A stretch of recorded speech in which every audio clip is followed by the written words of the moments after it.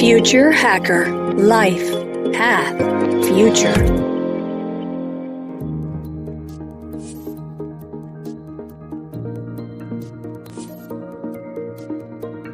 Hello everybody and welcome to Future Hacker. I'm your host, Maria Taiji, and today we're going to talk to JP Melo. JP leads the Cisco Sports media and entertainment market for the Americas and is based in Florida. He has solid experience in building new business models and growing markets for more than 20 years. He's a board member and investor in multiple companies, from technological innovation to franchise operations, such as the School of Rock in Brazil and Europe. He's also the co-founder of a music education training NGO focused on young people in vulnerable situations. So you can see that we have a lot to talk about today, right, JP? Welcome. It's so good to have you with us today.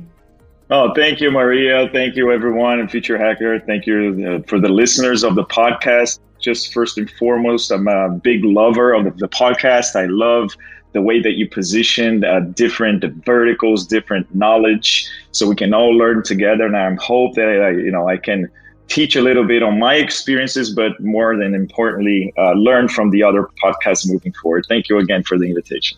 That's awesome. Thank you so much. And you know what? For the Brazilians that might be listening to this podcast, if you're not aware, actually it's the second time JP is with us. So he started with the Brazilian channel in Portuguese with our host, André Chaves.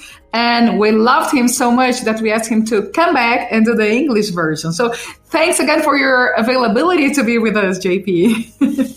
So let's begin. Like most of the future hackers we've been talking to, since a very young age, you had access to technologies and to international experience. So I see that that's something very, very in common with most of our guests. They had both access to technology early on, and then the possibility of living an international experience, and sometimes many, right? So for sure, this helps you get where you are today. Can you give our listeners a snapshot of your journey? Sure, Maria. I appreciate that. That is something that brought a lot of value to who I am today. All these technology access, but not only the access, but the curiosity to find new things. I remember, we're talking about music, and for those who listen to my podcast in Portuguese, I love music. I learned to play drums when I lived in New York when I was around 10 years old or 11 years old, back in 89. But I used to bang in milk cans in my home with my pencils, right? Just pretending to be a drummer when I was maybe 6 years old. At 8 years of age, I programmed BASIC on a computer called TK90X, which my father gave it to me. But before that, I was fooling around with chemistry kits, with electronic kits for kids, right? So I think curiosity comes from you, and then the access to whatever you can use with that curiosity, and also the different cultures, then it can exponentially grow on your learnings and, again, abilities to think outside the box. So I'm very happy and humbled to be born with this family that gave me this opportunity, and then taking to my journey throughout the many companies, not as an employee, because I was first an entrepreneur. I had my own company at around 21 years of age, learned to be an entrepreneur at that time, but most importantly, bringing to the companies that I worked afterwards, including Cisco nowadays, to be an entrepreneur inside the company and not a traditional employee. You definitely raise an important part, which is it also depends on you, right? Depends on your type of personality, if you're a curious person, if you're not afraid to take risks as well, besides the environment that you grow. So you're definitely right. So JP, you work with one of the few sectors that actually had an increase in demand due to the pandemic, right? Thanks to the restrictions, there was this increase in digital entertainment, in games, in media, and the sector had to go through this reinvention. For sure, there was an acceleration of the innovations that probably would have taken a little longer to be spread as they were due to the market demand. Do you have any example of advancements that you could share with us? that applied to entertainment and media? Of course, Maria. And I think that's a fair statement on the media side, as you portrayed. So that has been growing a lot. The streaming, the on-demand media, Netflix of the world, Amazon Primes and others had a huge demand and a growing demand, not only on the actual content that they build, but also parallel to that demand in other sports such as esports or even drone racing league. There's a league just for drones to race against each other, and they were able to portray a version, let's quote unquote pandemic version, using virtual drones to race against each other, using their simulators other than using real drones in real life experiences. So that was the upside and a good thing on my sector, on part of the sector that I'm responsible for. The other part had a downside, which is live events, right? So the live events got, completely out of the map. We didn't know what to do. We had to create solutions to getting fans safely back to the stadiums. And to your question, I think on both sides, on the upside and on the downside, we were able to learn on how to use the technologies that we have today. But most importantly, the culture amongst us was able to address and use that technology in a way that they were blocking the technology because, we prefer face-to-face meetings. So let's get into a room or let's have a cup of coffee and have a meeting. And now we're even, 10, 20 times more productive, even though Cisco, for example, is a company that from its initial DNA, we're always like the quote-unquote anywhere office. So I live in Miami. I'm responsible for all the Americas. Before the pandemic, I needed to travel a lot. During the pandemic, I was very, very productive using the technologies that we have at hand today. And this is because we have this culture. But the other side is the other people that didn't have that culture started to having that culture exponentially. So we're doing this recording of this podcast remotely, even though we haven't met physically yet. I hope we do so someday. But we're being productive and, generating content, generating knowledge through this. And with sports, people touching base with different activations using streaming, people interacting with sports, with esports, players playing more games that they used to before because now they're home, they don't have to commute to work. So they have maybe 1 to 2 hours additional on their day.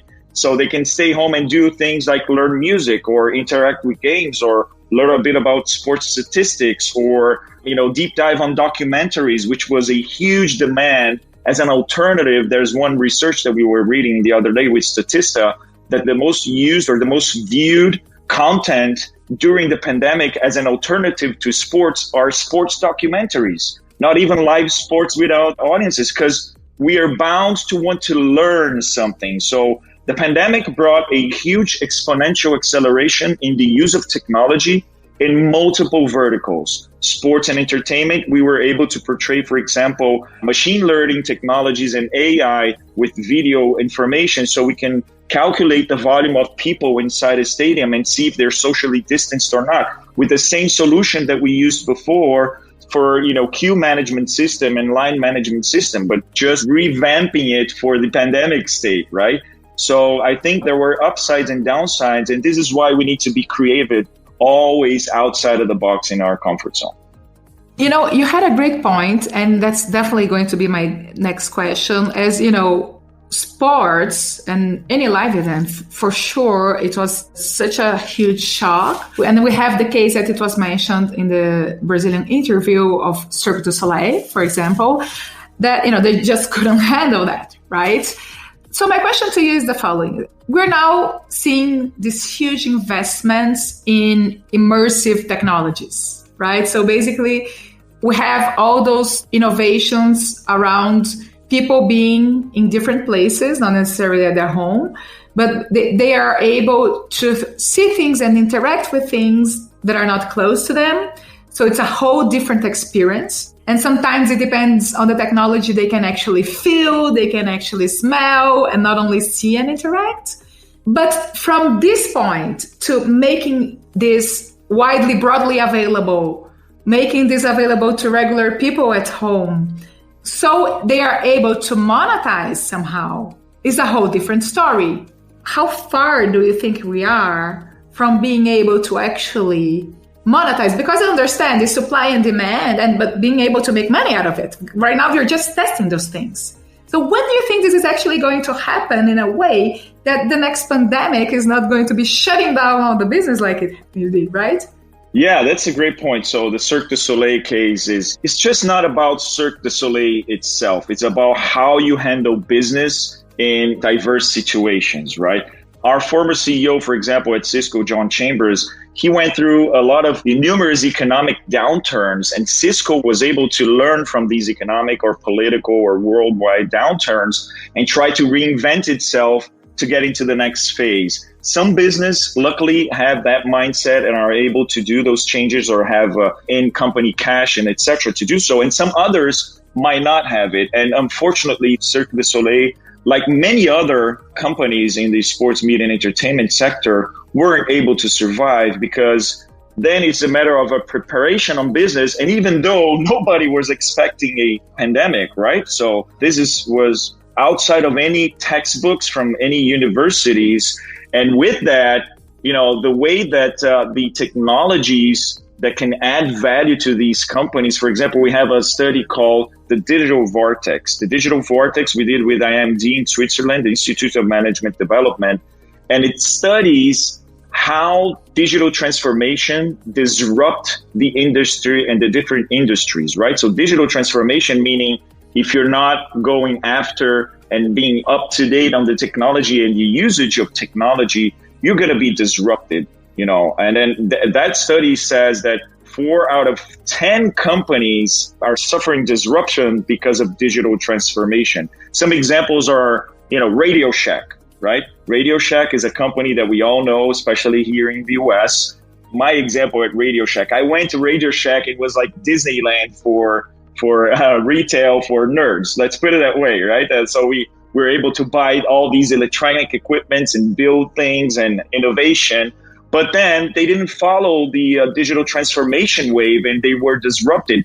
In Spanish, when you take some letters out of Radio Shack, it's spelled adios, which means goodbye, right? So Cirque du Soleil and others that weren't able to portray the best steps moving forward. But we do have a lot of technologies to help on those transformations and how to monetize those relationships. So we're seeing things like interactive volumetric streaming media. So those are 3D imaging that you use. They call it time of flight sensors that they use to portray photorealistic hologram renderings of environments and people and players and musicians so you can interact with them in a way that you feel immersive even more on those experiences in venue and out of venue. And if by any chance another pandemic hits, if somebody is taking advantage of this type of technology to bring a next step of immersion, alternative realities or metaverses into the people's home or the people that are consuming that content,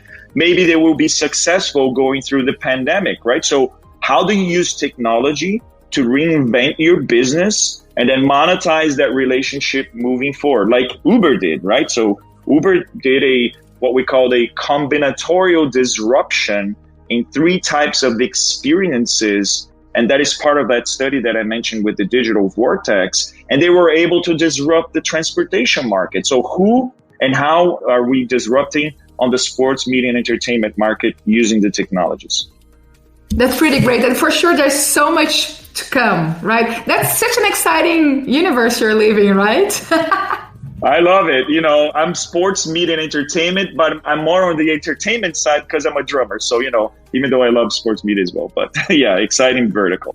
How far do you think we can go when talking about this merge between, let's talk about sports, the merge between the virtual space and reality, whatever reality means, because, future hacker. But still, do you think we'll get, let's say that there's a race on the other side of the world and we are into it, we will be able to actually be competing ones against the other and the famous ones? How are you guys seeing this future? Yeah, no, that's a great point, Maria, because we see that the physical athlete or the physical pilot in a race, to your example, are the traditional sports model, right? And we see two steps on the future of the competition of the athletes. For example, we see bionics coming in, greatly changing the aspects or the physical aspects of athletes that might or might not have any disability, but, they're bionic in a way. We were talking, for example, I was just in a call before our interview talking about IoT and sensors and the future of IoT and sensors in sports and media with Israel. Unfortunately, Israel is going through everything, but everybody's working there and talking about innovation, and they're very focused, on how to bring, for example, electronic skins to athletes in a way that it's seamless. You're going to be using this in a way that you can have those data points coming in for a better performance, a structuring of exercises and movements, but also you're going to use the same data to portray entertainment visibility to the users that are watching the game with augmented reality or virtual reality, where you're going to see the athlete's performance. You're going to interact with them like you do in a video game, in a soccer game, for example. You see how tired the player is, or, injured or not, or is he coming out of an injury and now he's good? And also parallel, monetizations of those relations with sports betting and some crazy stuff, right? So we see the bionic and cyber, let's put it that way, athletes coming into play. And also thirdly, and lastly but not least, the virtual aspect. So the esports gamers, to your point, that are going to be able to compete against the traditional physical, the non-traditional cyborg in the middle type of play, and the guy or girl that is sitting at home with their mouse or whatever console or hyper surface type of medium that they're using to interact with the game live, using live data, again, to your point, to the races, right? So racing can portray the telemetry live to a cloud, and the cloud is ingesting all this telemetry data to all these kind of esports players around the world that can race against, for example, Hamilton in the next Formula One race. And then they can have a championship and a tournament in a mixed type of reality of these three types of athletes. So it's crazy. I love thinking about these things. And I think they're going to be there pretty soon, not so much into the future. I would bet against Jules Verne, Jules Verne, who is a famous futurist, right? And writer from his time. I love his stories, 20,000 Leagues Under the Sea, etc. He was able to envision this because he did a process on the future study of how, you learn from history, how you can be innovative, how can you create outside the box, how can you use tools, how can you think alone, not only on community. We learn from community, but you have to think alone because you don't need to be biased by creativity, right? So, and then using all those to portray these future interactions. I just love your answer. Thank you so much. Everybody, we're coming to the end of this first episode, but still, I don't think you answered how far are we from that? Like, is it going to be your grandpa version, like you with your white hair and just saying, this is so weird to me? Or do you think the adult version of your kids, or like when, like how many generations, or is that far? You said it's not that far. What do you mean by that? Okay, so we're talking future here. So I would say I'm dreaming 20, 30 years ahead, okay? And in a way that, for example, you mentioned my kids. So I have a 7-year-old and a 4-year-old. I don't think they're going to drive, for example. They're going to be driven. So I don't think they're going to interact with sports like they're learning. So he's at school now and he's learning how to play soccer or whatnot. But he's also learning how to play video games. And in his mind, he's creating his little sponge to interact on both worlds in a way that we don't know how they're going to do. So I think in a 20, 30-year time frame, that's going to be the standard. Awesome. So, it's recorded. Quote me on that and let's... We're getting back to you. Awesome. Thank you. So listen, we still have a lot to talk about. So stay tuned, everybody. We're moving on to the second episode of Future Hacker. Future Hacker. Life. Path. Future.